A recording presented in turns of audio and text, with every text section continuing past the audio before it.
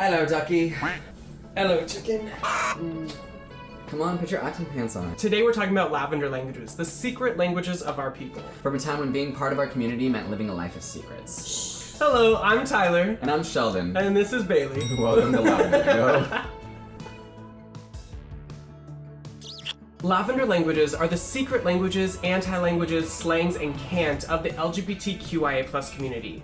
It includes things like flower languages, body language, even symbols, but the most complex of these are the actual languages that were created. There's different ones from all across the world. There's Polari of Great Britain, Swardspeak of the Philippines, Caliarda of Greece, Brazilian Pajubá of Brazil, Gayle and isiNgqumo of South Africa. I think it's Gayle and isiNgqumo. We apologize if we butchered any of those names. We definitely did. In this video, we're going to be talking about the languages specifically, but in later videos, we'll be talking about symbols, the body languages, and the languages of flowers. So if you're interested in that stuff, make sure you hit subscribe to stick along with us. These languages allowed us to identify one another, speak freely in public, create a sense of community. It allowed us to create unity and a sense of belonging with one another, and it protected us from unjust persecution in a time when being who you were was not okay. Yeah, when it was illegal or even punishable by death. Of course, lavender languages are used primarily by our community, the LGBTQIA+ community, but it has also been heavily seen in places like theater, in the Navy, in the military, and of course with the allies that we teach it to. While it is unknown when the languages actually started, the earliest recorded use of them is in the early 19th century. While we don't know the actual date, we do know that it's been around for a very long time.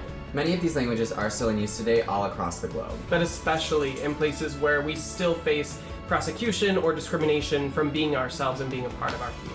The most important thing to know about these languages is that when they become mainstream, they no longer serve their purpose. There are even languages around the world that, while we can identify them by name, so little is known about them that we are unable to actually know any of the words that are a part of it, like the one of Israel, which we will not disclose here now, but if you are interested, you can at least go look up the language by name on your own time. It is of great importance that these languages evolve as time goes on to maintain their secrecy and to protect the people who use them. Okay, hold on. First up is Swardspeak, also called Gay Speak, Becanese, or Becamon, and is used by the LGBTQ community in the Philippines.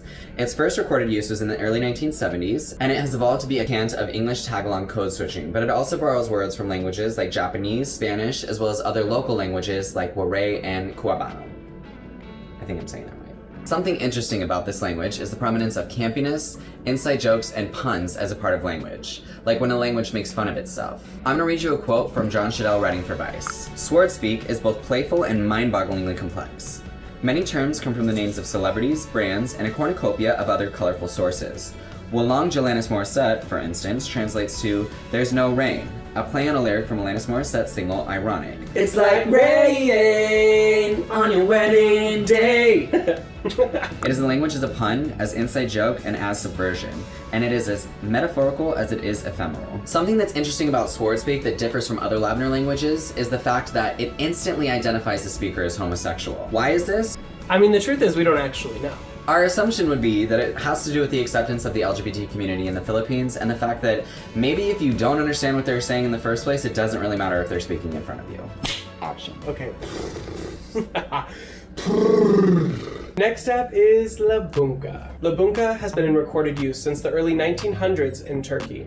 Although, there is a question on whether or not it comes from a long time ago, all the way back in the Ottoman period, which would make it over 400 years old. It is inspired by many different languages, like Bulgarian, Greek, and Kurdish. Like many other lavender languages, this all stemmed from a point of necessity, because people were not able to make a living based on their gender identity and or their sexual orientation. While it is spoken by all members of the LGBTQ community, it is most prominently spoken by trans women. They would call them the fluent ones. More often, it is used by these individuals as an opportunity to perform sex work. Trans women in Turkey often face an inability to create a living because of their gender identities. This language is heavily influenced by what those community members need from the language. Lubunca is still in use today. Because the government in Turkey leans conservative, we find that this language has to evolve much quicker than others may. The language is evolving so rapidly today that the members of the community who spoke it before may not even understand it anymore. We're gonna start this next section by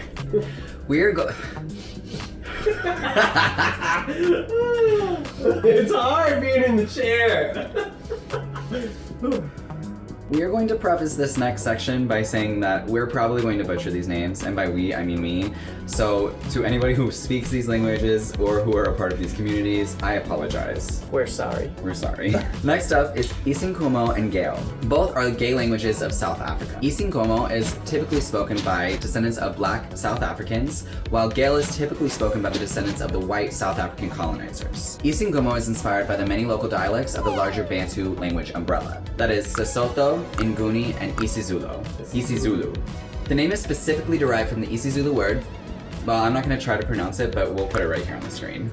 It means to speak quietly so that others do not hear about these important matters. isiNgqumo is a form of political expression and freedom for homosexual independence and rebellion. It is classified as an actual language, which is very different from many of the other Lavender languages, which are usually just cants or dialects. As I said before, Gayle is typically spoken by the descendants of white South African colonizers and settlers. It is inspired by English, Afrikaans, and Polari. It uniquely uses women names that start with the same letter of the word that it's replacing. For example, Carol could mean cry, Lulu could mean laugh, and Monica could mean money.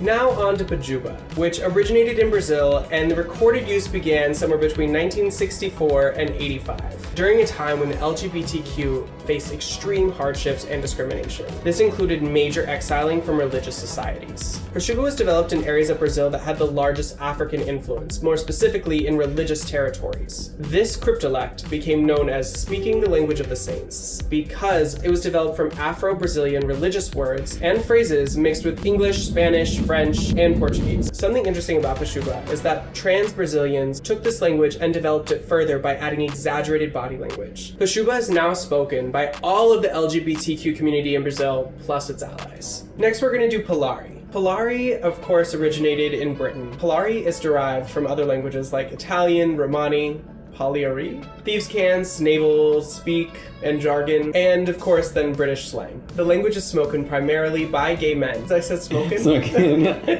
The language is spoken primarily by gay men. One important thing about Polari, and I guess in all Lavender languages, is the importance of sheing everything. You talk about all genders as she, then you refer to everything in the feminine, like objects and things that you may be talking about. That being said, I thought we would take the ladies to school.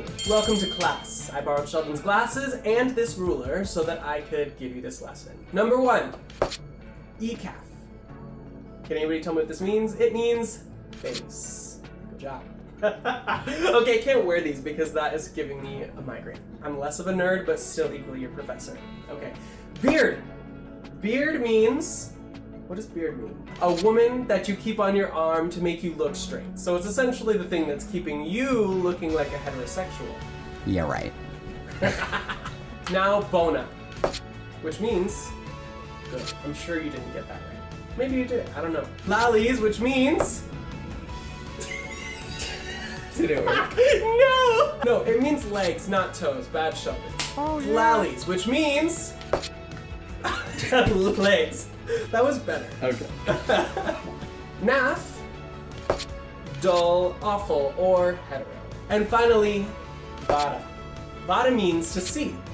And I'll see you in the next lesson. Next time on Lavender Lingo, We'll be discussing coming out. We'll talk about the importance of coming out as well as the stresses and traumas that come along with it. and telling our unique coming out stories. As always, stay bold, stay beautiful, and most importantly, Stay gay as hell.